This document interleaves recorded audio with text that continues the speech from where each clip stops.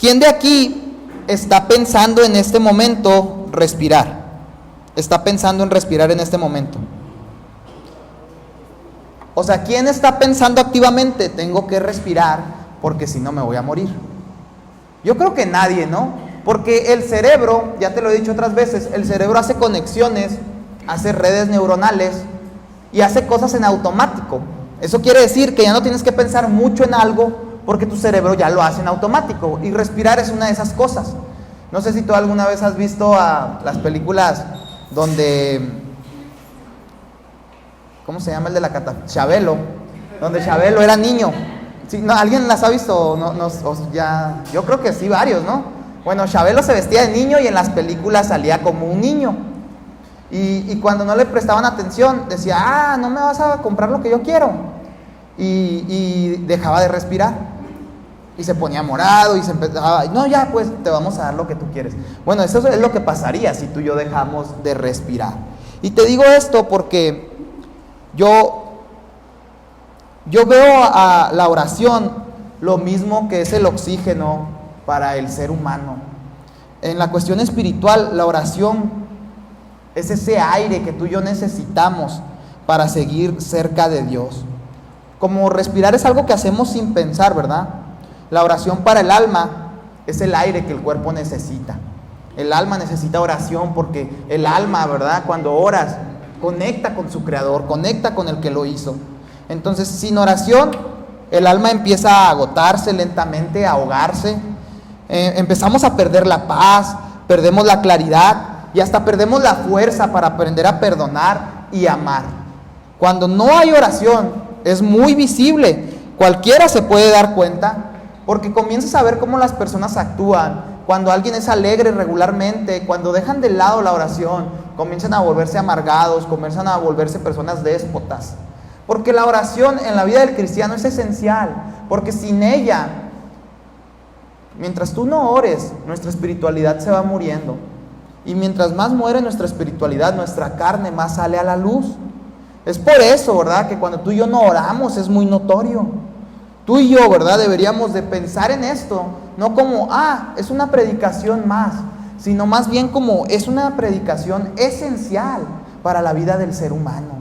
Y en esta predicación no hay nadie que diga, eso no es para mí, yo ya oro mucho, yo no lo necesito.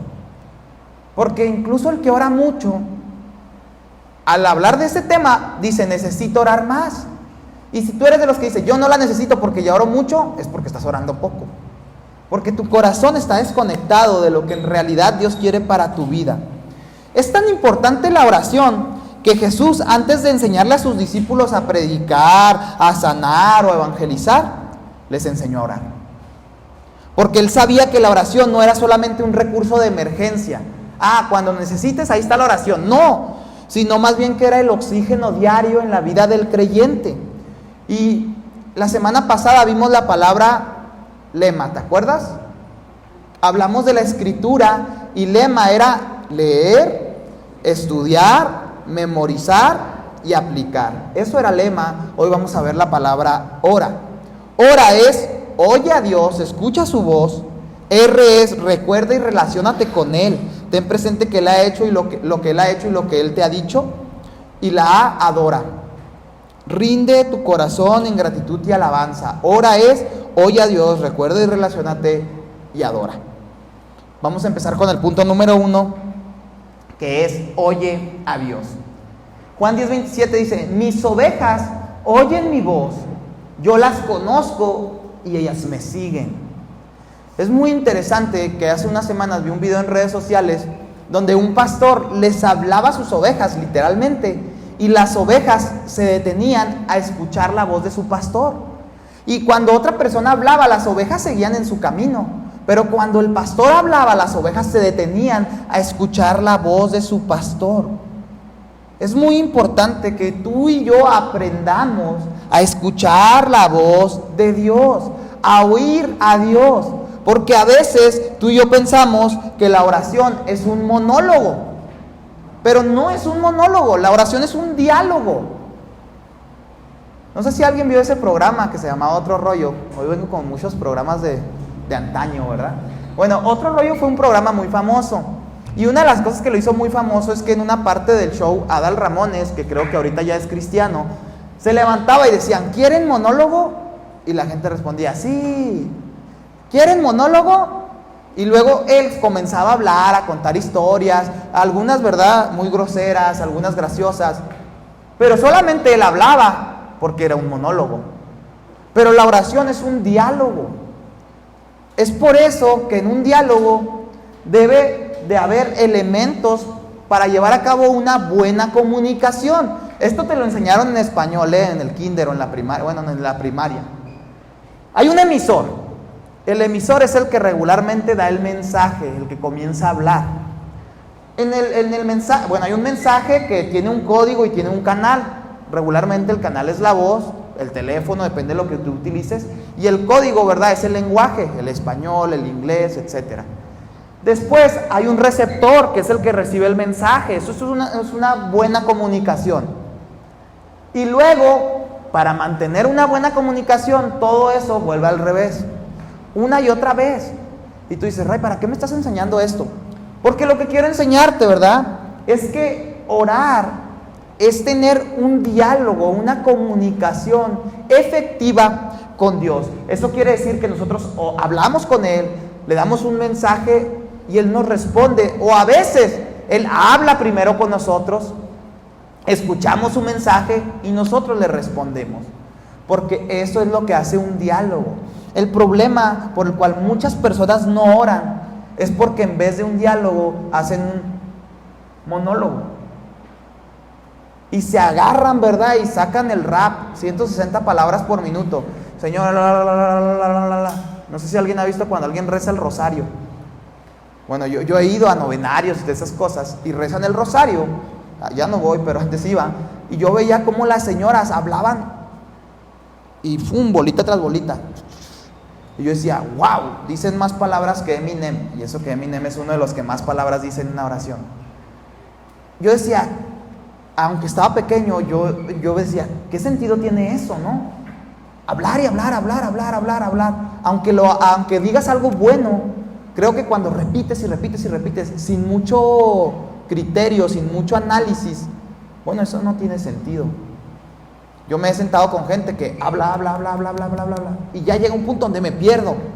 Y bueno, yo puedo ser esa persona también, pero me he sentado con otros que hablan más que yo, y dices tú, ¿qué me estaba diciendo?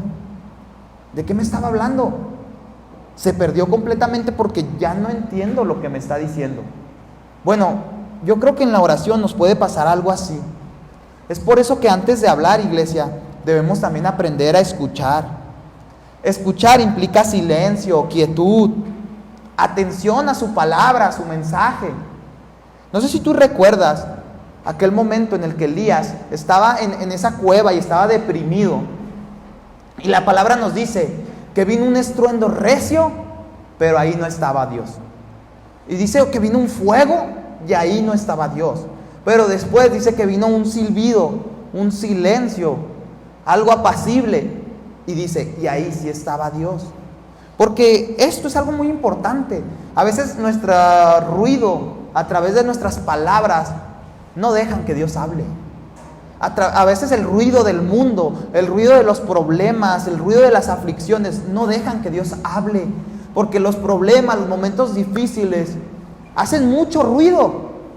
Y Dios está diciendo, yo estoy contigo. Pero como el ruido de un mal criterio, el ruido de un mal diagnóstico, te dice, Dios no está presente. Y Dios está diciendo, es que estoy presente, pero no estoy gritando, estoy hablando en silencio, estoy hablando quedito. Tienes que escucharme.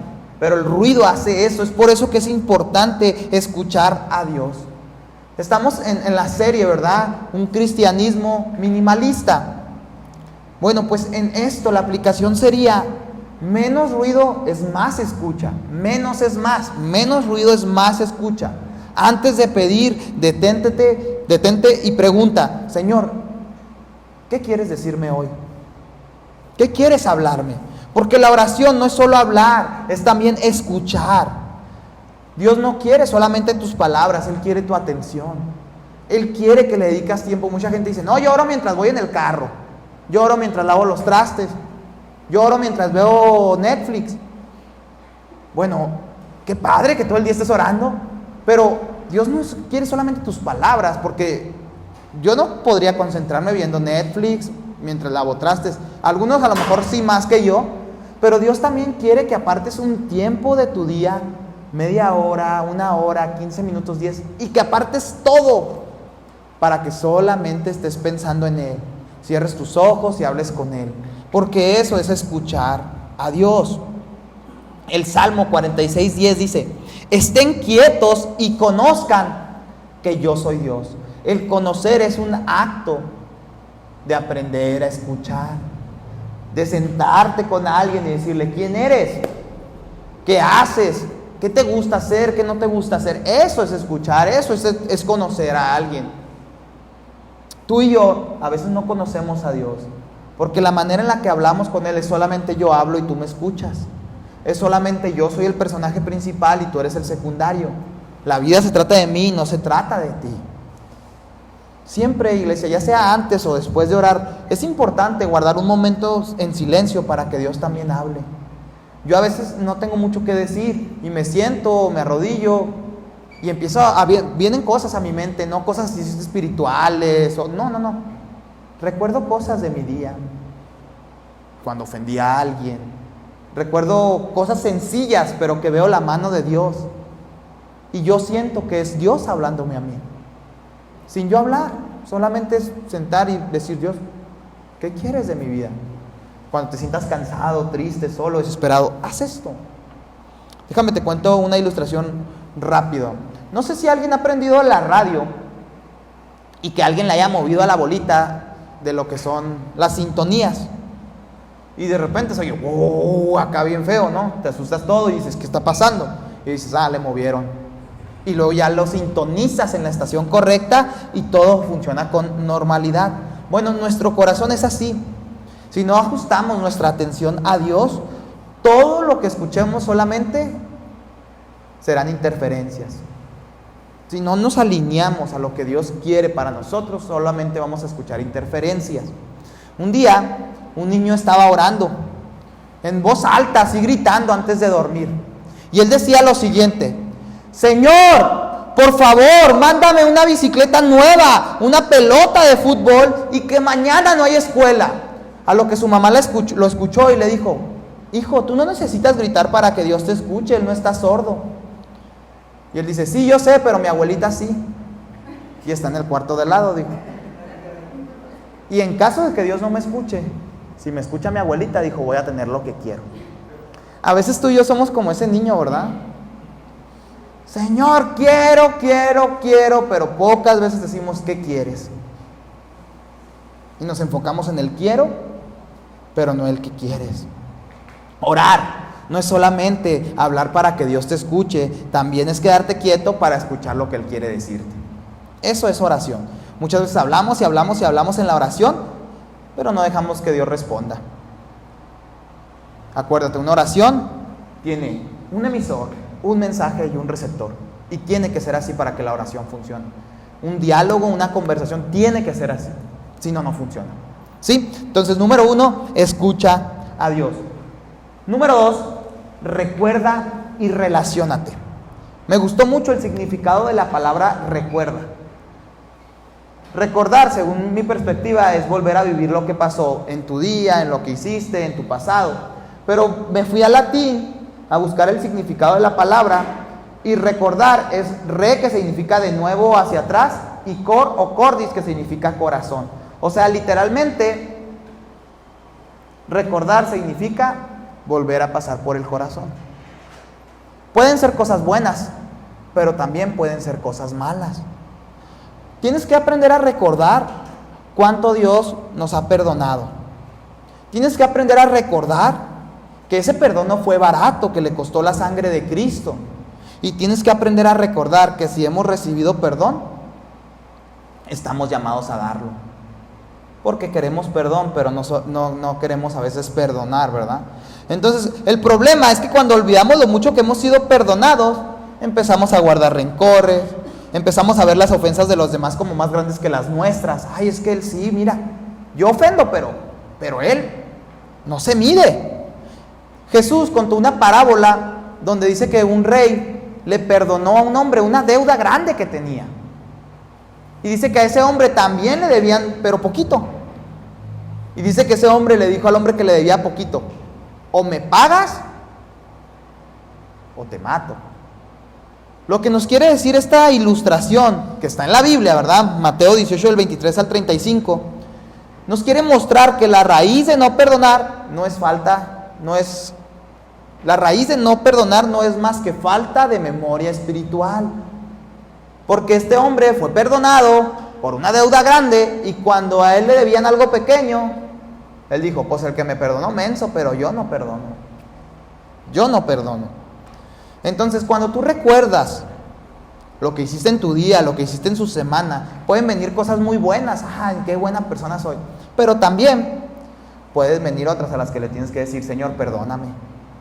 Perdóname, porque aunque soy bueno, también a veces hago una que otra que no son tan buenas. Entonces, en el Padre Nuestro, que es nuestra oración modelo, que ahorita si queda tiempo vamos a hacer una exégesis del Padre Nuestro, dice: y perdona nuestras deudas, como también nosotros perdonamos a nuestros deudores. El mismo niño que les conté ahorita, dicen que estaba orando antes de dormir, y su mamá lo escuchó decir: Señor, por favor, bendice a mi papá, bendice a mi mamá, bendice a mis hermanos y perdona a mi hermana. Aunque ella sabe lo que hizo, yo todavía no estoy listo para perdonarla. Y la mamá, cuando escuchó la oración del niño, le preguntó: oye, ¿por qué no la perdonas? Y el niño respondió: porque si la perdono, ya no podré seguir enojado.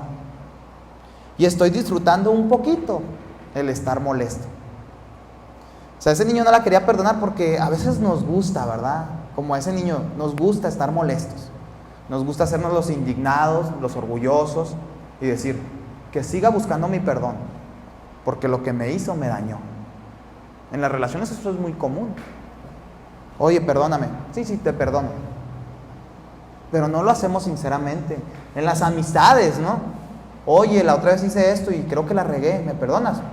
Sí, te perdono. Pero échale ganas, porque yo ya te perdoné, Dios, quién sabe. Porque a veces así nos sentimos, como este niño. La mamá le explicó al niño, ¿verdad?, que el perdonar no es para cuando tengamos ganas, sino que es algo que hacemos para que el corazón quede limpio y la oración, ¿verdad?, no se bloquee. Porque si tú no puedes perdonar, si tú no aprendes a perdonar, ¿cómo vas a aprender lo que Dios perdonó de ti? ¿Cómo vas a parecerte a Jesús, siendo que Él te perdona cada vez que le ofendes, que le tratas mal? Pero tú no puedes perdonar lo que un ser humano te haya hecho, siendo que tú constantemente le fallas a Dios y Dios te perdona una y otra vez. Pero es que nos gusta, ¿verdad? Que nos gusta sentirnos así como importantes. Sí, ya me pidió perdón, pero hasta el tercer perdón se lo voy a dar. Va uno. Y eso es una actitud lejana a la cercanía de Cristo, lejana a lo que tú y yo deberíamos de reflejar. Orar, iglesia, es oír a Dios, es recordar y es relacionarte. Mateo 6:7 dice: Jesús dijo que no oramos repitiendo sin pensar. No haráis, dice, vanas repeticiones. No haráis vanas repeticiones. No dirás algo una y otra vez, porque es vano, no tiene sentido si no lo entiendes, si no lo llevas a tu corazón. La oración, iglesia, es una conversación real con tu Padre, no un discurso religioso. A mí me gusta mucho cuando alguien que no tiene mucha cercanía a Dios le dices: ora, te toca orar, y la persona se asusta y dice: ay, es que yo no sé orar. Ándale, échale ganas. Y empieza a hablar y ves una oración muy sincera, muy sincera. A diferencia, ¿verdad?, que no está mal, pero a diferencia de cuando uno ya tiene tiempo en la iglesia, ora por los alimentos y te avientas el speech de diario, ¿no?, el repetido: Señor, bendice tus alimentos, a las viudas, a los huérfanos, bla, bla, bla, bla, bla, bla. Lo de siempre. Y lo dejamos de sentir. Y lo hacemos como una liturgia, lo hacemos como un speech repetitivo, un discurso que tenemos ahí guardado. Este lo tengo para los alimentos, este lo tengo para cuando oro por los enfermos, este lo tengo para cuando oro por las personas. Pero ¿cuántas veces decimos: antes de orar voy a pensar lo que estoy diciendo y voy a analizarlo? Voy a darme cuenta, porque la oración tiene la intención de tener una relación, de tener una cercanía, y esa cercanía se refleja. Tú y yo reflejamos cuando estamos cerca de Dios o cuando estamos lejos de Dios. Una vez un misionero en África estaba contando que en una aldea los nuevos creyentes, cada vez que alguien se convertía, tenían un hábito muy diferente, muy curioso a lo que hacemos nosotros. Dice que cada uno de los africanos que se convertían escogían un lugar para orar, y cada vez en el día iban a orar 1, 2, 3 veces. Por ende, en su camino se hacía, ¿verdad?, un surco, se hacía una línea, como cuando tú vas por el cerro y ves caminitos. Bueno, ellos hacían lo mismo, escogían un lugar para orar y iban cada día a orar, y el surco, ¿verdad?, se iba formando, se iba alineando. Esto lo hacían con el tiempo, ¿verdad?, no de un día para otro. Pero algunos dejaban de orar, por ende el surco se iba desapareciendo y la hierba volvía a crecer y el sendero se borraba completamente. Entonces el pastor de la iglesia los visitaba y les decía amablemente, les decía: oye, hermano, veo que en tu sendero está creciendo hierba, veo que tu camino se está destruyendo, se está deshaciendo. Porque esa era la manera en la que el pastor les recordaba que su relación con Dios se estaba enfriando. Y yo te quiero hacer una pregunta, y la pregunta es: ¿cómo está tu caminito? ¿Qué tan pisada está tu hierba? ¿Está larga? Porque hace un chorro que no vas al camino, a la oración. ¿O está cortita y aplastada porque todos los días acudes en devoción a Dios? Es algo incómodo, pero es algo que tenemos que reflexionar, porque si estamos hablando de la oración, es importantísimo entender que la oración es una relación, y ninguna relación se mantiene si no tienes comunicación, si no tienes cercanía. Aún aunque una persona esté lejos de nosotros, cuando tú le hablas por una videollamada o le haces una llamada, habla de cercanía, habla de que te importa. Pero cuando tú no le hablas a alguien por años, la relación se pierde. Cuando tú no sabes qué está haciendo, cuando tú no lo tienes en redes sociales, cuando tú no sabes nada de él, te apuesto a que la relación se pierde. Y lo puedes ver y puedes decir: ah, mi amigazo, qué buena onda. Pero no sabes qué pasó los últimos 5 años, no sabes si ya se casó, si ya tuvo hijos, no sabes nada, porque no tienes una relación. Con Dios es lo mismo, no podemos tener una relación y decir: Señor, tú sabes que yo no oro, pero de que te amo, te amo. No hay manera de negociar eso en el cristianismo. No hay manera de decir: Señor, tú sabes que yo por ti doy todo, pero no leo la palabra ni oro, pero tú sabes que te amo. Es muy bonito amar a Dios, pero Dios también quiere muestras de ese amor. Y no es una obligación, debería de ser un deleite, ¿no?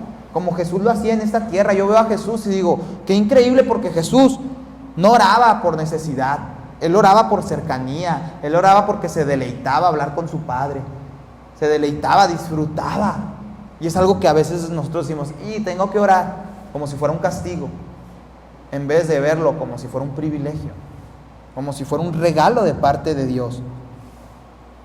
Deberíamos de orar y tener cercanía. Y último, bueno, eso era relacionate. Agradece.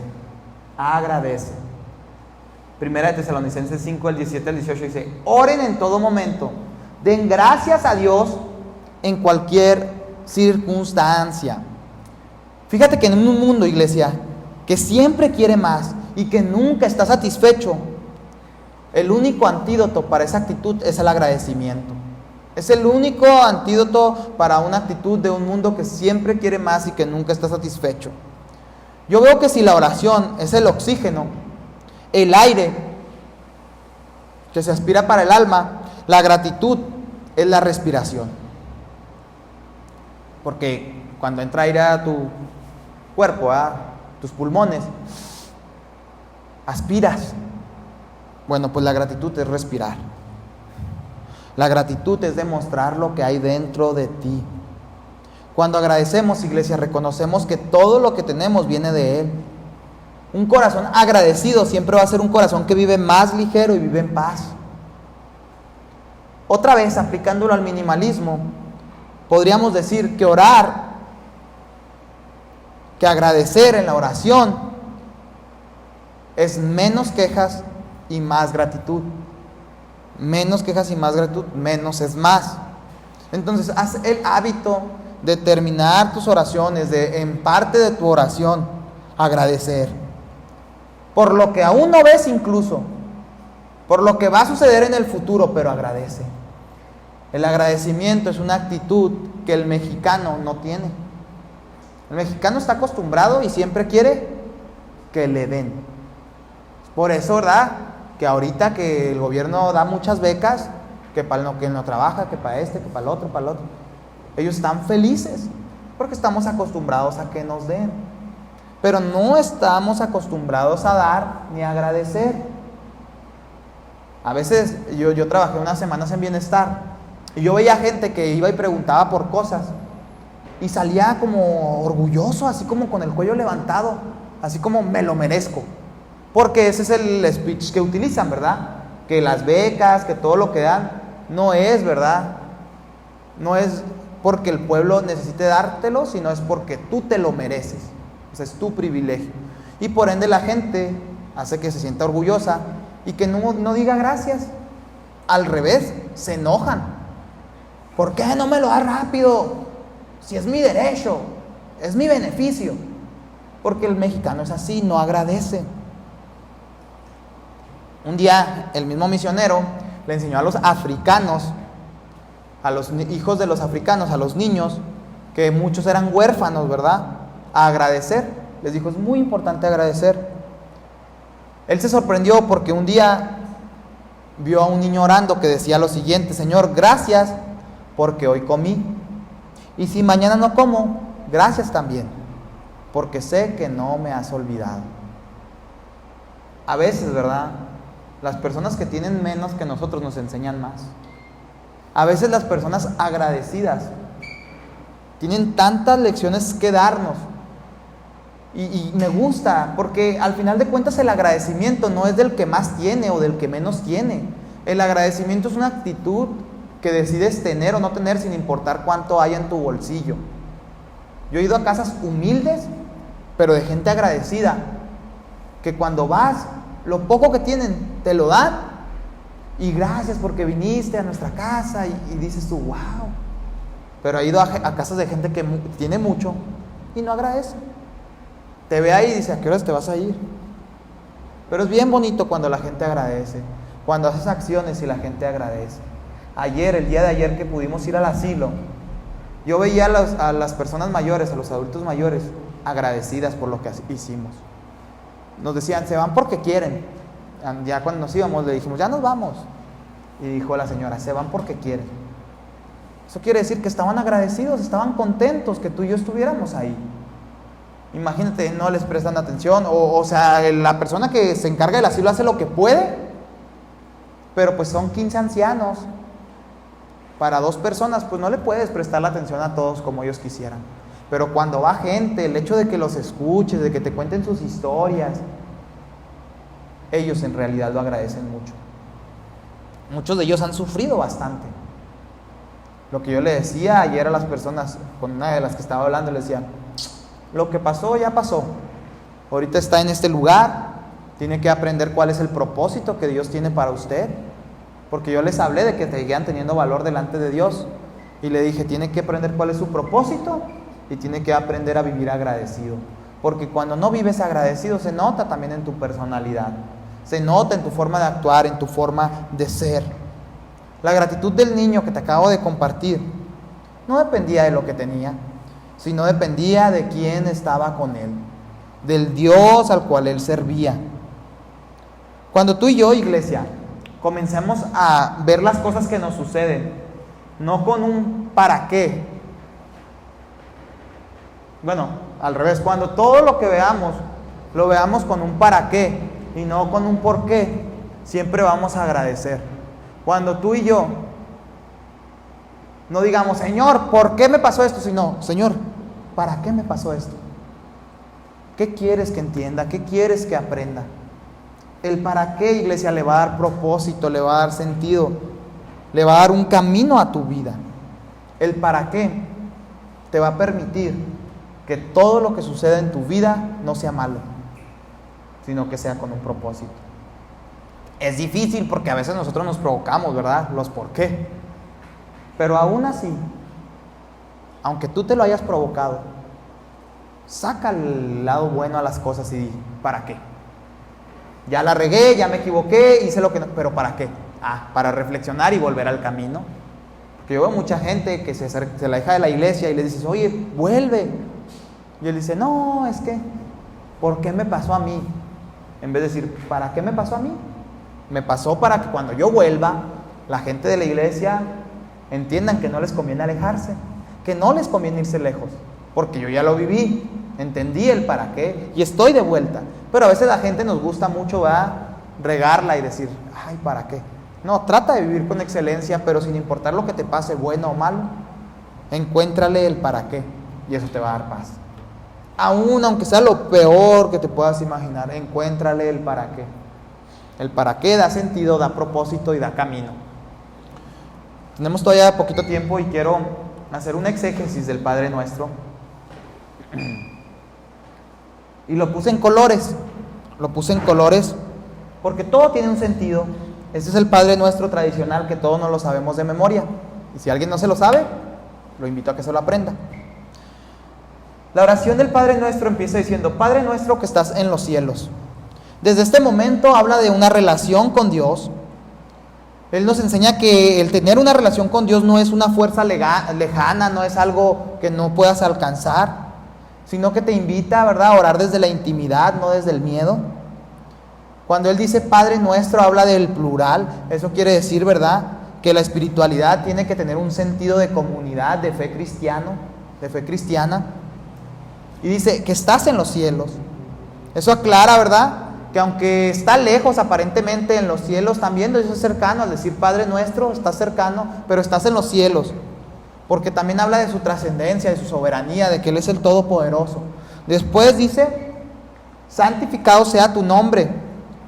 Esto habla de adoración, de reverencia. No comenzamos hablando de nuestras necesidades, sino reconociendo que Dios es santo, que Él murió en la cruz y que nos ama. Santificado sea tu nombre. No significa que con eso estás haciendo santo a Dios, sino que estás reconociendo cómo Él es en nuestras vidas, cómo es su esencia, su personalidad. Él es santo. Venga a nosotros tu reino. Hágase su voluntad, Señor. Pero venga a nosotros tu reino en esa parte. Esto es un anhelo de parte de nosotros, a que el reino de Dios venga y se establezca en esta tierra. Que su gobierno justo, eterno y permanente venga y se haga partícipe en nuestras vidas, en nuestra tierra. No solo en el final de los tiempos, sino desde este momento. En esta oración, ¿verdad?, en el venga tu reino, se rechaza el egoísmo y desea que Cristo reine en la vida de cada persona, de nuestras vidas, de nuestra familia, de nuestra iglesia. Hágase tu voluntad como en el cielo, así también en la tierra. Esto habla de rendición. La oración cristiana no busca cambiar la voluntad de Dios, sino alinearse a ella. Señor, que tu voluntad, que lo que tú quieres, se lleve a cabo en esta tierra como está pasando en el cielo. Y para ello necesito yo alinearme a tu voluntad porque yo la estoy cumpliendo. En el cielo la voluntad de Dios se cumple con perfección. Tenemos ese deseo de que nosotros estamos estableciendo el cielo en la tierra, cumplamos su voluntad con perfección. El pan nuestro de cada día, dánoslo hoy. Esto habla de una dependencia diaria de parte de Dios. Jesús nos enseña, ¿verdad?, a pedir lo necesario para hoy, confiando en que Dios es nuestro proveedor. No tiene nada de malo, ¿verdad?, que tú quieras cosas grandes, pero que nunca se te olvide que con lo mucho o lo poco que tengas, al final de cuentas todo depende de Él, porque Él es nuestro proveedor por excelencia. También habla de la sencillez. No promueve los excesos, ¿verdad?, que a veces los excesos nos hacen daño, sino la satisfacción en lo esencial, en lo que ya hay. Señor, si tuve para comer hoy, es porque tú eres bueno. Y si no tuve para comer hoy, es porque tú eres bueno. Nada le quita a Dios su personalidad, lo que Él es. Después dice, perdona nuestras deudas como también nosotros perdonamos a nuestros deudores. Aquí habla de una confesión y de una gracia, porque la oración incluye un arrepentimiento genuino y un reconocimiento del pecado. Habla de un compromiso, porque no podemos pedir perdón sin estar dispuestos a perdonar. Porque al final de cuentas la fe no es algo que solamente vive en tu cerebro, sino es algo que tienes que practicar. y llevar a la práctica, ¿verdad? El perdón te hace más espiritual, te hace más como Cristo. No nos metas en tentación, dice, mas líbranos del mal. Habla de un clamor por su protección, por su cuidado. Él dice, Señor, no me metas en tentación. Y si yo me meto, líbrame del mal. Si yo me equivoco, líbrame, ayúdame a salir corriendo. Otra traducción puede decirse, líbrame del maligno. Porque es una guerra espiritual. Al final de cuentas, la oración es una guerra espiritual. Hace unas semanas yo tuve 3 pesadillas en una noche, estuvo muy extraño. Y me levanté y comencé a orar y comencé a reprender, porque al final de cuentas nuestras vidas son espirituales. Cuando yo me levanté la primera vez me sentía atribulado, me sentía presionado, bien raro. Hace mucho que no lo sentía. Y dije, algo no está bien. Y comencé a orar y le comencé a decir, Señor, tú me libras del mal porque yo conozco quién eres. Has sido bueno, benevolente, paciente. Y yo comencé a reprender. La primera vez dije, ¿qué tiene? No pasa nada, Señor.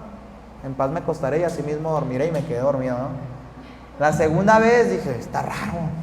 Oré poquito más, pero la tercera dije, no, ya esto es una guerra espiritual. Y estuve ahí orando y orando, porque al final de cuentas es, Señor, líbrame del mal. Tu protección, tu mano, tu cuidado me puede librar. Yo confío en eso. Y por último, porque tuyo es el reino, el poder y la gloria por los siglos de los siglos. Amén. Aquí hay algo que se llama doxología. La doxología es una alabanza, una adoración a Dios. No sé si has escuchado la canción de Santo, Santo, Santo, 3 veces. Bueno, eso es una doxología. Está diciendo, Señor, tú eres santo, santo, santo. Es una alabanza al final de cuentas. Con esto, ¿verdad? Terminamos diciendo que todo lo que tenemos y todo lo que hacemos está centrado en Dios y no en nosotros. Porque habla del reino, del poder, de la gloria. El reino nos recuerda su autoridad, el poder, su capacidad, y la gloria, su propósito. Al final de cuentas recordamos que todo es por Él, de Él y para Él. Quise hacer esto solamente para que tú reflexiones, que el Padre Nuestro que tú y yo podemos repetir